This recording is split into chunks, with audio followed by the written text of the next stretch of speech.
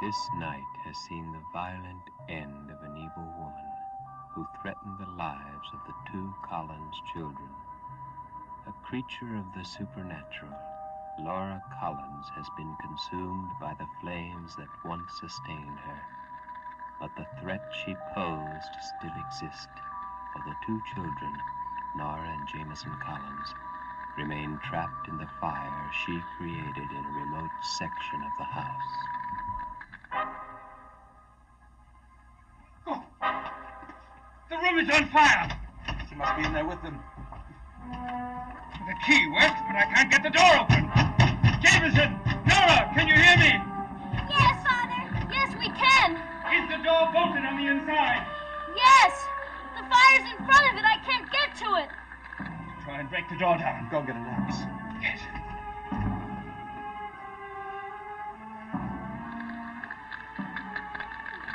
They've got to hurry. There isn't much time.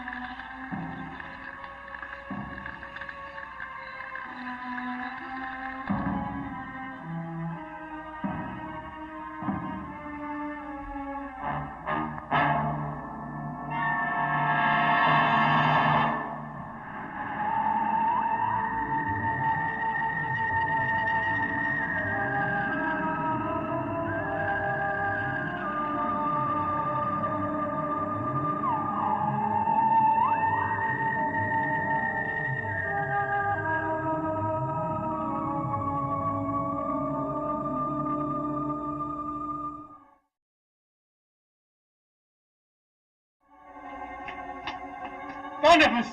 Barnabas, where did you go? Barnabas, where'd you come from? How'd you get in here? Never mind. Now go over there and stay there. I'll go and unbolt the door. Now go ahead. Fire's going away. How did you do it, Barnabas? I didn't do anything. How did the fire start in the first place? At first it was only in the fireplace, but then suddenly it was all over the room. Barnabas, can you open the door? This is no time to try to understand anything. We must get you out of here. Nora! Jameson, are you all right? Yes, Father, we're fine. How did the fire disappear? It went out as mysteriously as it started. Where is Laura? We saw her. In the flames. She was coming to us. But it wasn't her. It was someone very old. I suggest we take them downstairs and call a doctor. Yes, I think you're right. Come along, children. You'll be all right now. Come along.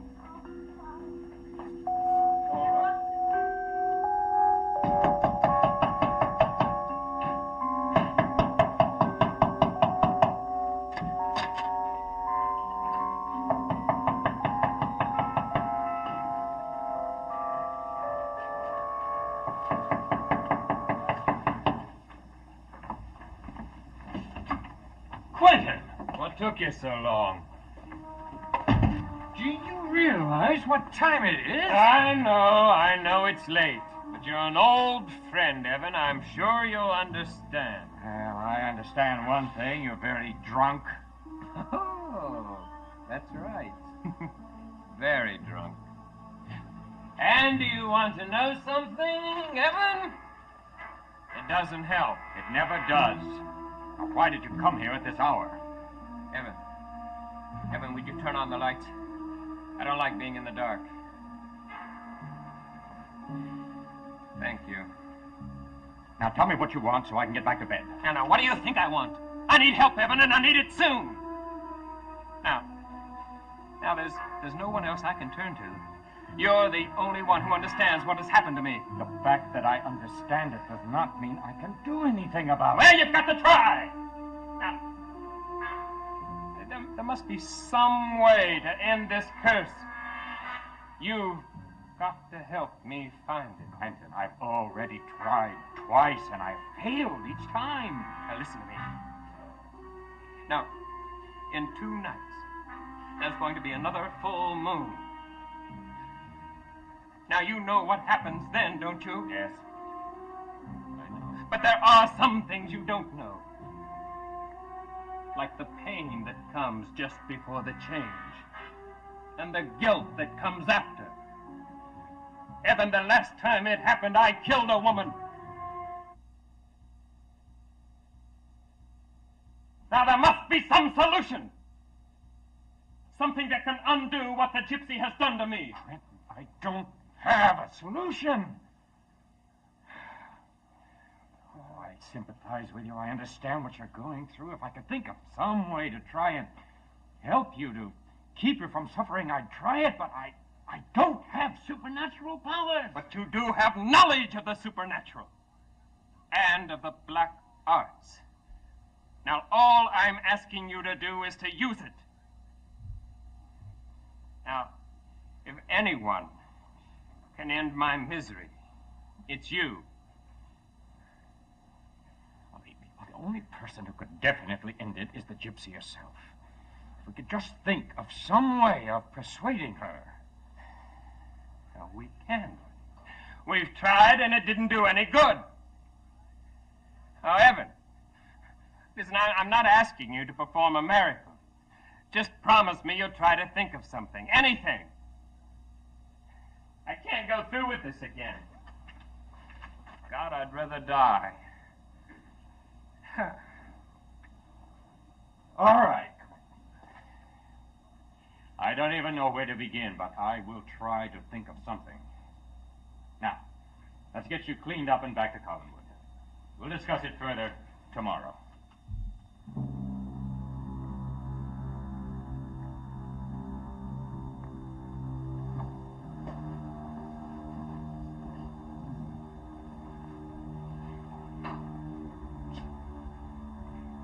Well, what did the doctor say? The children will be all right. They're suffering from the shock of the experience, that's all. That's quite enough. Oh, it still seems to me so incredible. Well, as long as the doctor's news is good, there's no point in me staying here much longer tonight. Besides, you look as if you could get some rest yourself. I'm not about to rest, and I would appreciate it if you would stay long enough to answer some very troubling questions. What questions? Well, the most mysterious one is how you managed to get in that locked room with the children. As far as I can see, you accomplished something that is humanly impossible, and I want you to tell me how you did it.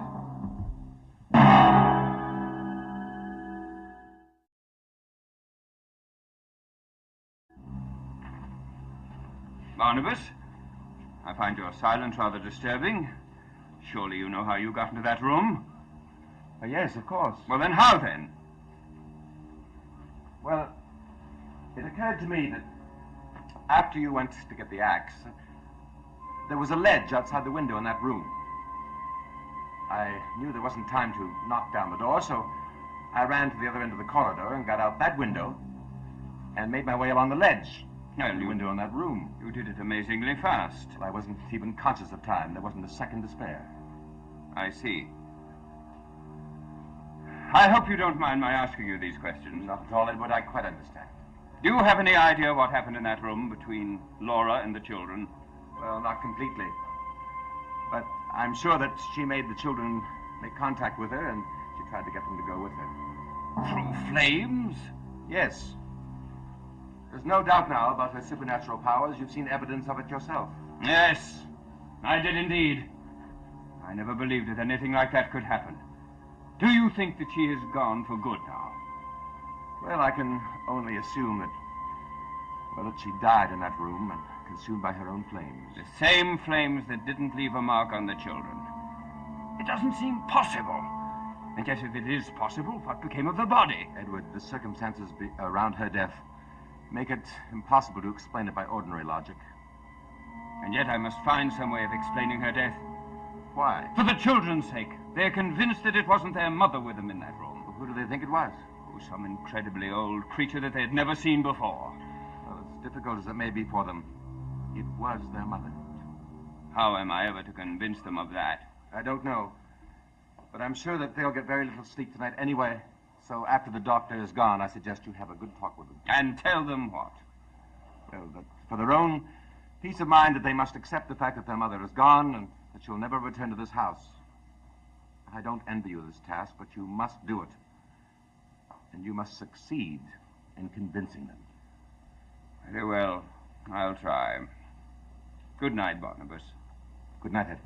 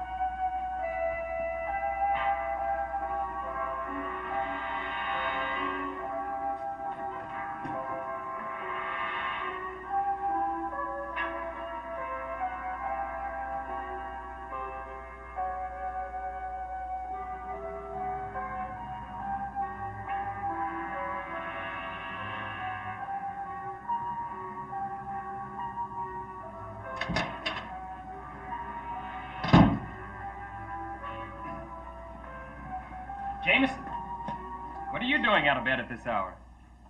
I wanted to talk to you, but when I went to your room, you weren't there.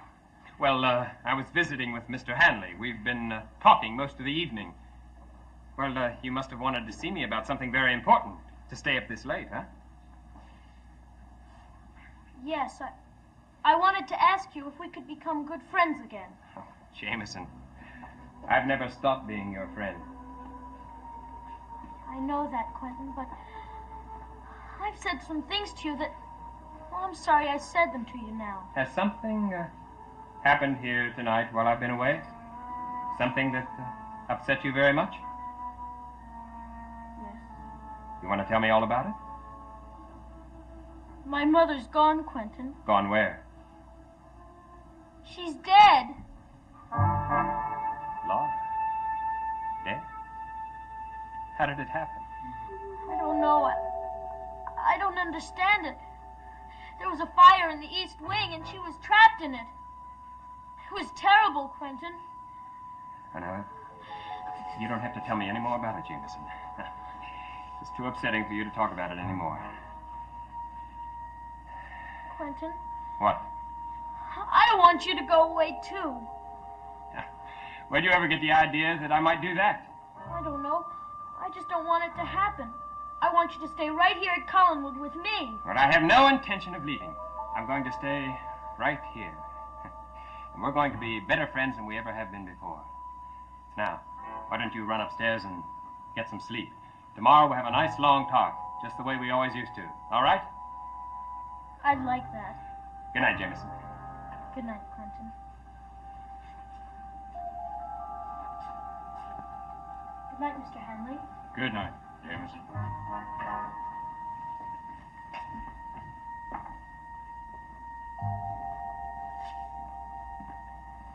Now, don't tell me you're going to be grief-stricken. I thought you hated Laura Collins. I did. But now, in one way at least, I envy her. What are you talking about? Well, if she's dead, Evan, she may be better off than I am. As long as you're breathing, Quentin, there has to be some hope. I don't see any. Perhaps you haven't been looking in the right direction. What do you mean? I've been doing a lot of thinking on the way over here. And I may have a way of solving your problem. Well, tell me. Quentin, you and I are not exactly amateurs when it comes to practicing the so-called black arts. In fact, on occasion, we have been rather successful at summoning certain dark powers. What are you getting at? I suggest we conduct a ceremony and try to summon the supreme power of the underworld. The devil? Is that what you're saying? That's what I'm saying. Well, I admire your thinking of it. I like a man who aims high, but I don't believe for a minute that the devil would answer us? That's right. Quentin, what do you have to lose by trying? Nothing, but I really... Then let's try. If we're successful, I think your troubles will be at an end. Of course, there is one thing you have to take into consideration before you decide. And what's that? The price. I told you before, Evan. I'll find some way of repaying you. I'm not talking about my price. I'm talking about the devil's price, which I would expect to be rather high. you might not be willing to pay it. I want to get rid of this curse. I'm willing to pay any price. If necessary, I'll sell my soul to do it. You may have to, Quentin. You may have to.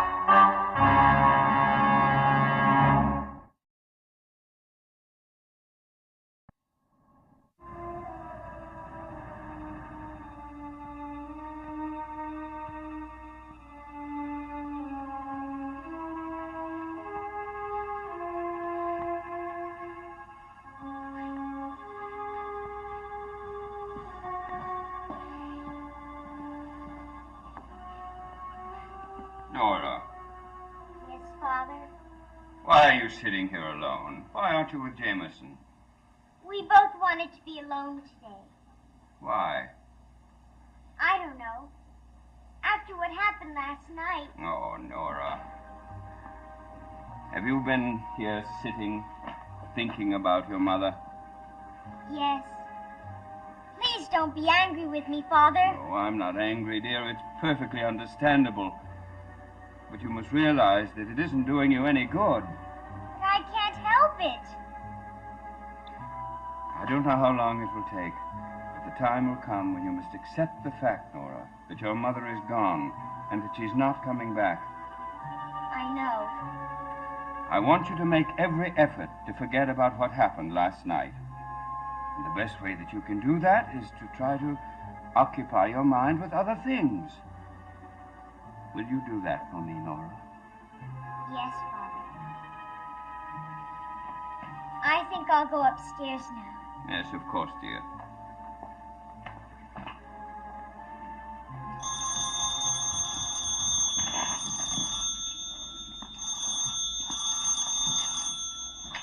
Hello?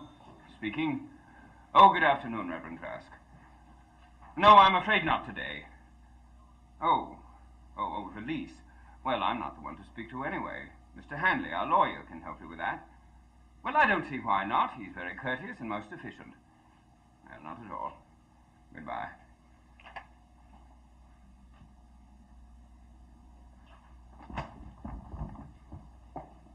Quentin, I would like to speak to you about a very important family matter. A family matter? Well, I didn't know anyone thought of me as a member of the family. Well, Quentin, perhaps it's time that we did.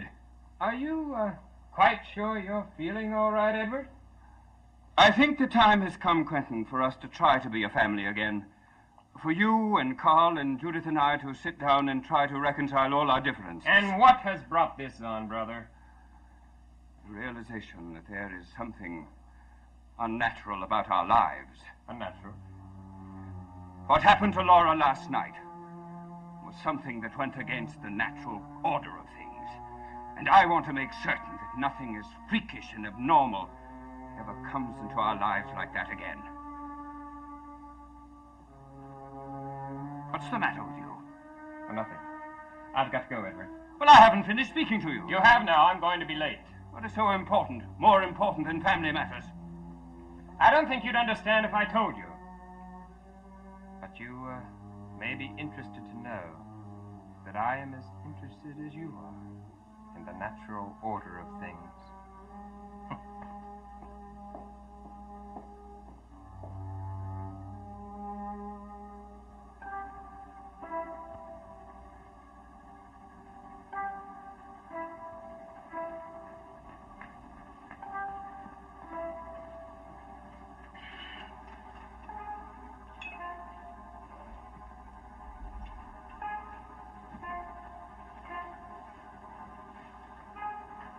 Everything is ready. We can begin at the stroke of... Perhaps we should postpone this until tomorrow night. No. I want to go through with it now. I'm sorry you got here as early as you did. Don't worry about me, Evan. I'm going to be all right. Now, how can you possibly say that? You're drunk already. Does it bother you, Evan? Yes! Well, I don't think it will bother the devil if he happens to show up. Suppose I just relieve you. Suppose you don't. You're not the victim in this mess. I am. I have to pay the price. Let me pay it in my own way.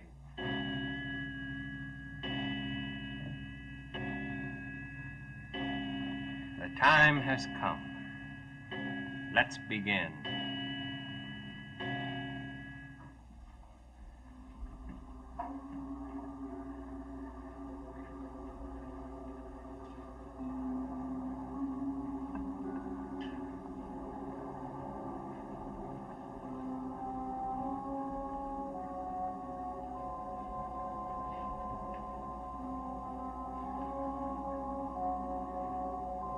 Prince of Fire,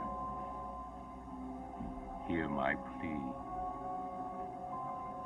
I call upon the flame to summon you. I call upon the raven, and the bat, and all the dark creatures of nature, upon the charred and blackened stars that rained at your beginning to draw you like a rising mist from out of the darkness of the earth.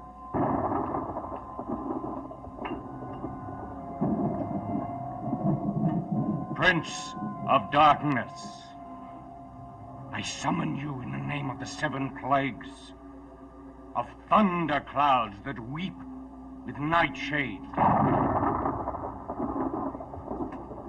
in the name of every spirit that still bends against the rasp of the wind and cries out to you, from the subterranean rivers of blood from which demons have drunk, from the smoke of torment which rises forever and ever, I evoke you.